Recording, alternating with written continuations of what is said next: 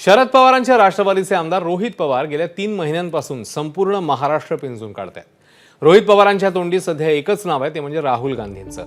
शनिवारी छात्रों की गूंज कार्यक्रमाकरता राहुल गांधी पुण्यात आले होते। त्यांच्या स्वागतासाठी काँग्रेसने बॅनर लावलेच, पण रोहित पवारांच्या बॅनर्सनी पुणेकरांचं लक्ष वेधून घेतलं। पुण्याप्रमाणेच नागपुरातही आदिवासी विद्यार्थ्यांचं गेल्या काही दिवसांपासून आंदोलन सुरू आहे।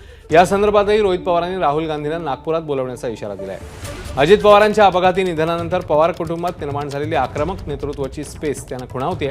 त्यामुळे काँग्रेसशी जवळीक साधणाऱ्या रोहित पवारांचा भविष्यातला मार्ग नेमका कोणता असेल याचं उत्तर येणाऱ्या काळामध्ये मिळणार आहे।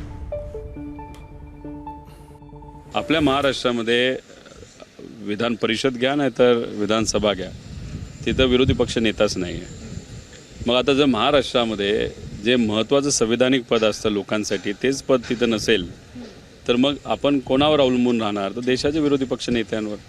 मग ते कोण आहेत? तर राहुल गांधीजी आहेत। हा मुद्दा आदिवासी समाजाचा फक्त महाराष्ट्रापुरता नसून मध्य प्रदेशमध्ये सुद्धा हा समाज आहे, इतरही भागामध्ये हा समाज, आणि त्यांच्यावर भाजप सातत्याने अन्याय करत आलेला आहे।